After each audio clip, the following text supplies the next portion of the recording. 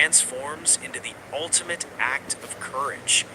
Picture this: a snow-covered forest, miles away from civilization, and a small cabin standing alone against the brutal winter. This is where Emma lives, an elderly woman whose world stopped turning exactly 1 year ago, the day her husband left this world. Today marks their first anniversary apart, and Emma has finally found the strength to do what she's been putting off, to scatter her beloved husband's ashes at the place where their love story began, decades ago, at the frozen lake where they first met. The weather warnings are blaring on every radio station. Stay home unless absolutely necessary, they say. But Emma isn't listening. Some journeys can't wait for perfect weather. She climbs into her semi-truck, places a cherished photograph of her and her husband on the dashboard, and starts the engine. As Emma drives deeper into the wilderness, the snowfall intensifies. Her windshield becomes a canvas of swirling white, making it nearly impossible to see the road ahead. She pulls over, confused and disoriented, studying a map that seems more complicated than helpful. Stepping out into the biting cold, she scans the horizon, trying to make sense of the endless white landscape. That's when she hears it, a sound cutting through the silence. Following it, she discovers an old wooden cottage, and outside, an elderly man chopping firewood. But something feels off. Emma's eyes catch sight of fresh blood staining the pristine snow. Her instincts scream danger, yet she needs directions. The old man seems startled by her sudden appearance, almost nervous. When Emma asks about the lake, he points toward the mountains. Her eyes keep returning to the blood. "Just deer blood," he mutters, sensing her unease. Not entirely convinced, but out of options, Emma thanks him and drives toward the lake he described. Finally reaching the frozen lake, Emma stands at the edge of countless memories. This place holds every laugh, every fishing trip, every quiet moment she shared with her husband. With trembling hands, she pulls out the urn containing his ashes. But before she can complete her farewell, a gunshot echoes through the trees. Emma's heart stops. She ducks behind her truck and watches in horror as a young woman runs desperately through the forest, terror written across her face. Someone is hunting her, and that someone is the old man from the cottage, now pointing a rifle at the terrified girl. "Stop running or I'll shoot," he shouts.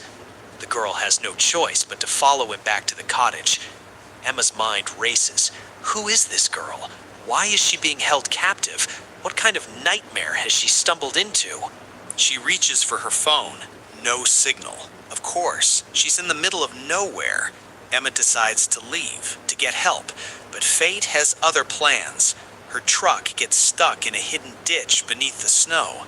After several failed attempts to free it, Emma realizes she's stranded. That's when she makes a decision that will change everything. She'll investigate the cottage herself. Watching carefully, Emma waits until the old man drives away. This is her chance. She approaches the cottage, but the front door is locked. Then she spots it, a small basement window. Peering inside, her worst fears are confirmed. The young woman is there, bound and gagged, chains wrapped around her wrists. Their eyes meet through the glass, and Emma sees the desperate plea for help. She tries to communicate, but there's no time. 2 vehicles are approaching. Quickly scribbling, "I'll come back," on the frosted window, Emma hides just as an older woman steps out of one of the cars, rifle in hand. Listening from her hiding spot, Emma pieces together the horrifying truth. This isn't just a kidnapping. This couple is planning to kill the girl tonight. The woman, Anna, suddenly has a nosebleed and discovers Emma's glove. She knows someone was here.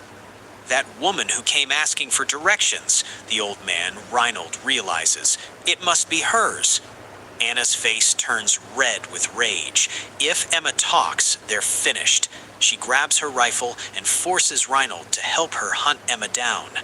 But Emma isn't running anymore. She's learned a thing or two from her late husband about survival in harsh conditions. She sets up an ingenious trap using one of his old inventions, a decoy that leads Reynold right over a patch of ice she's deliberately weakened. The ice cracks. Reynold plunges into the freezing water, while Anna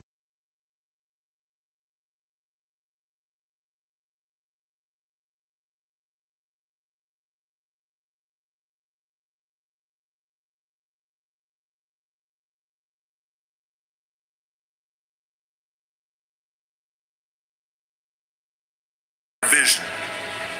Rule number 2 is don't listen to the naysayers. Don't listen to the naysayers.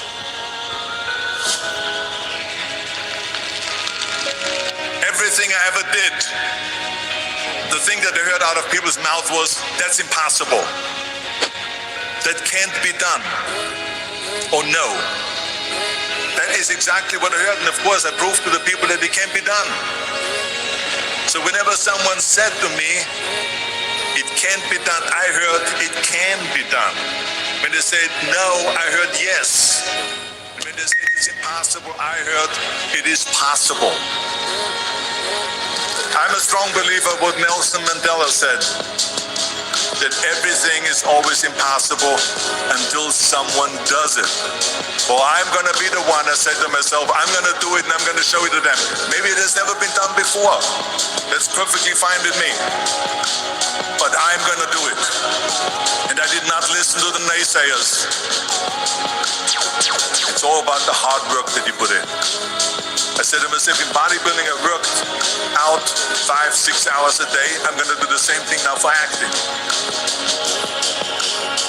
And of course I went to college to study English. I studied the accent removal, acting classes, and all of this stuff all day long. I worked and I worked and I worked. And within a short period of time, I made one movie called Hercules in New York, which of course went right into the toilet. But it didn't discourage me. I still had the same vision. And then all of a sudden I did Streets of San Francisco. I did Stay Hungry and Pumping Iron and The Villain.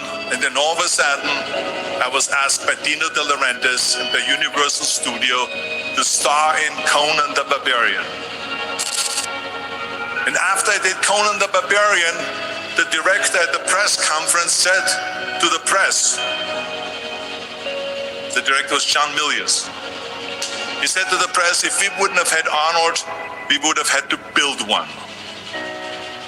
So think about that.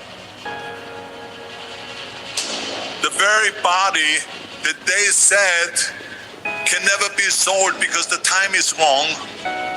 A few years later, I'm doing Conan the Barbarian, and it was the #1 hit at the box office when it came out in the summer of '82. Think about that. And the director says, if we wouldn't have had his body, we would have had to build one. So all of a sudden, my body became an asset, not a liability.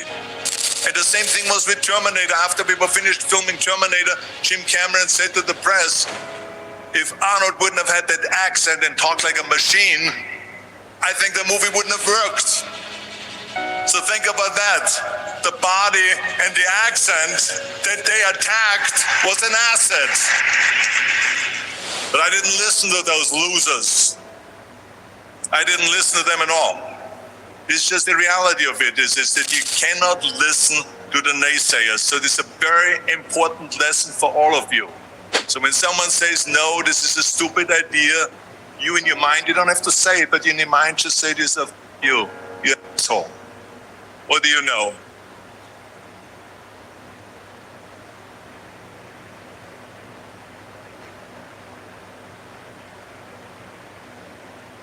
Sometimes life breaks you. But remember, it's in the darkest moments that your story truly begins. Most people wait for the perfect moment, but champions create it. Courage is never about being fearless. It's about jumping even when your heart is shaking. Greatness begins the moment you stop letting fear control your life. The moment you say, enough. I know you're tired. I know the anxiety, the pressure, the battles no one sees. But listen, you're not weak. You're human. And healing begins with one small step. Taking a breath, facing the day, and choosing not to give up, even when it hurts. Piece by piece, you rebuild yourself. Slowly, painfully, beautifully. Athlete winning, artist finishing masterpiece, businessman sealing deal. And then one day, the results show up. Success appears. Not by luck, but because you refuse to quit. This is your journey. This is your rise. Your story starts today. Your time is limited, so don't waste even a moment living someone else's life. The world will always have opinions, but only you know your path.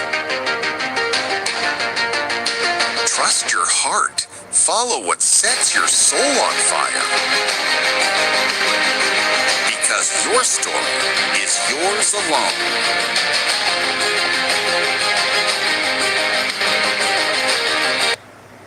It's about how hard you can get hit and keep moving forward. How much you can take and keep moving forward. That's how winning is done. Now, if you know what you're worth, now go out and get what you're worth. But you gotta be willing to take the hits and not pointing fingers saying you ain't where you want to be because of him or her or anybody. Cowards do that, and that ain't you. You're better than that. It's about how hard you can get hit and keep moving forward. How much you can take and keep moving forward. Well, you used to fit right here. I'd hold you up and say to your mother, this kid's gonna be the best kid in the world. This kid's gonna be somebody better than anybody ever knew. And you grew up good and wonderful. It was great just watching you every day. It was like a privilege. Then the time come for you to be your own man and take on the world, and you did. But somewhere along the line, you changed. You stopped being you. You let people stick a finger in your face and tell you you're no good. And when things got hard, you started looking for something to blame. Like a big shadow. Let me tell you something you already know. The world ain't all sunshine and rainbows. It's a very mean and nasty place, and I don't care how tough you are, it will beat you to your knees and keep you there permanently if you let it. You, me, or nobody is gonna hit as hard as life. But it ain't about how hard you hit. It's about how hard you can get hit and keep moving forward. How much you can take and keep moving forward. That's how winning is done. Now, if you know what you're worth, now go out and get what you're worth. But you gotta be willing to take the hits and not pointing fingers saying you ain't where you wanna be because of him or her or anybody. Cowards do that, and that ain't you. You're better than that. I'm always gonna love you no matter what. No matter what happens. You're my son, you're my blood. You're the best thing in my life. But until you start believing in yourself, you ain't gonna have a life. Don't forget to visit your mother.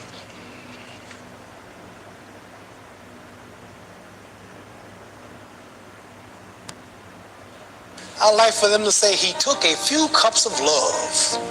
He took 1 tablespoon of patience, 1 teaspoon of generosity, 1 pint of kindness. He took 1 quart of laughter, 1 pinch of concern, and then he mixed willingness with happiness.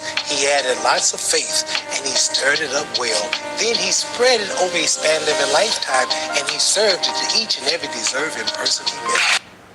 Oh, I wanted to, but I thought about my children. I watched the baby cry the other day, and my wife was late giving the baby milk, and the baby raised hell.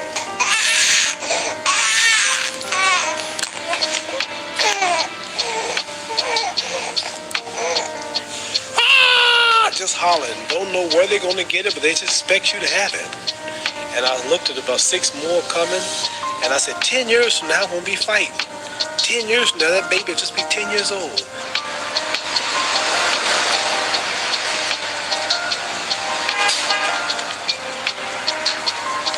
And I'll need money. He'll need school books. He'll need clothes, bus fare.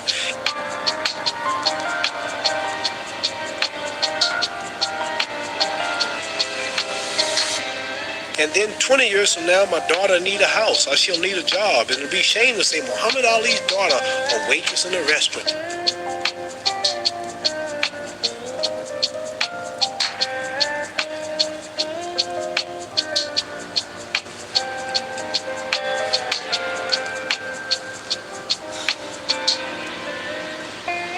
He made all of those millions.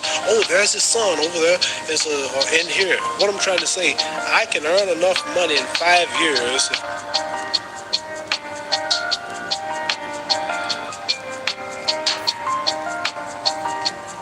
If I invest it and put it up right to take care of my grandchildren. So I wanted to retire, but after I see these children coming, and after I see that they're going to have a hard time, maybe they won't be blessed to make it like myself, I can knock out Blue Lewis, I can go knock out Floyd Patterson, I can knock out Joe Frazier, I can come back and knock out if you get your Irish champion, come knock him out. So what I'm trying to say, if I can save up about $2 million, which is about how many pounds? That's almost £1 million. Almost $1 million. If I can save up 1 million pounds, then I can relax and go to sleep and retire and don't have to worry about my children, because this is a hard world. Don't nobody give you nothing. You have to work for it, right? Right. So I'm blessed to be able to beat up everybody. So I want to beat up everybody until I can't beat them no more. If I can go 10 more years, I'm going to keep on doing it.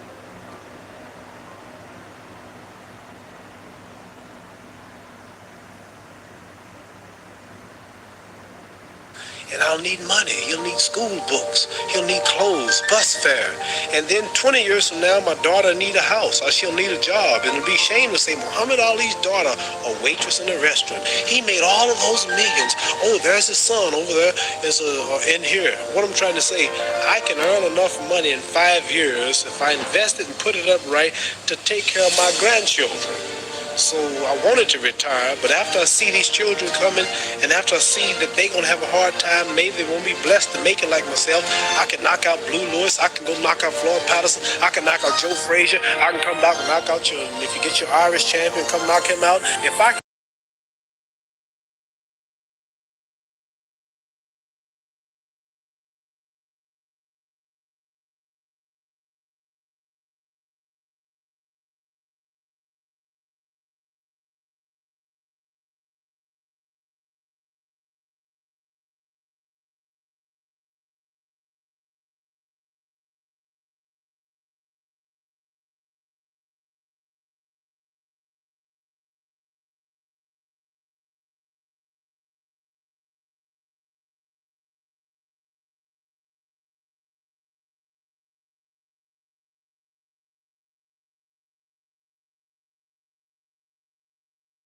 ये शरीर भी ना mount Fuji की तरह एक ज्वालामुखी है, जिसे फूटने से ही संतुष्टि मिलती है। Hey there, fellow movie enthusiasts. Welcome back to SpotX World, your ultimate source for all things cinema. एक छोटी सी गाड़ी लेने से पहले टेस्ट ड्राइव करते हो ना, तो शादी से पहले no test drive. Hey there, fellow movie enthusiasts. Welcome back to SpotX World, your ultimate source for all things cinema. Today we have some exciting news to share with you. The highly anticipated film that has been the talk of the town, Lust Stories 2, is on its way to dazzle us once again with its compelling narratives and stellar performances. Produced by the renowned duo Ronnie Screwvala and Ashi Dua, this movie is currently in its post-production phase and has already generated quite a buzz among the audience. हम दो ही हैं for now. But I want to just tell you that my dogs are also there. If you want to add them as characters anywhere, मेरे दो कुत्ते बहुत photogenic हैं. Lust Stories. Two promises to take us on an unforgettable journey, delving into the complexities of human relationships, desires, and the various shades of love. Following the immense success of its prequel, this anthology series is back with a fresh set of intriguing stories that are bound to captivate viewers worldwide. Sharma गए? क्यों? कब तक blooming feelings को blooming sunflowers के पीछे छुपाओगे? Lust is just like love, यार. कभी किसी को देख के heartbeat fast हुई है? It's lust. The popular anthology first arrived on Netflix in 2018. Anurag Kashyap, Zoya Akhtar, Dibakar Banerjee, and Karan Johar worked on 4 different stories that talked about taboo topics revolving around sex and relationships. The same kind of bold, diverse, and progressive stories are expected to be told in Lust Stories too. Let's take a look at the trailer of the anthology. The trailer gives a quick glimpse of the kind of stories we will get to see in the anthology. From one where a couple struggles to have any kind of sexual relationship to one where old lovers unite and the tension between them keeps building up. The stories are going to be quite engaging. The cast will draw your attention within the 2-minute-long trailer and will leave you wanting for more. Keith, what's happened? What? Seema Didi on my bed. 10 साल पहले अचानक तुम गायब कहाँ हो गई थी? I missed you so much. You can't do this. तुम शादीशुदा हो. चाहती क्या हो तुम? रिश्ता करने से पहले हर लड़के के साथ क्या छी? मैं हमेशा से सिर्फ तुम्हारा था और अब भी हूँ. Lust Stories 2 will be backed by RSVP and Flying Unicorn Entertainment. The anthology will be a collection of 4 short films that will discuss relationships from a female point of view. Lust Stories 2 comes with a phenomenal cast that includes the likes of Amruta Subhash, Angad Bedi, Kajol Devan, Kumud Mishra, Mrunal Thakur, Nina Gupta, Tamana Bhatia, Tilotama Shom, and Vijay Varma. 4 remarkable directors will be helming this anthology, including Amit Ravindranath Sharma, R. Balki, Konkona Sen Sharma, and Sujoy Ghosh. These filmmakers have also worked on the script of the film along with Pooja Talani, Rishi Vermani, and Saurabh Chap.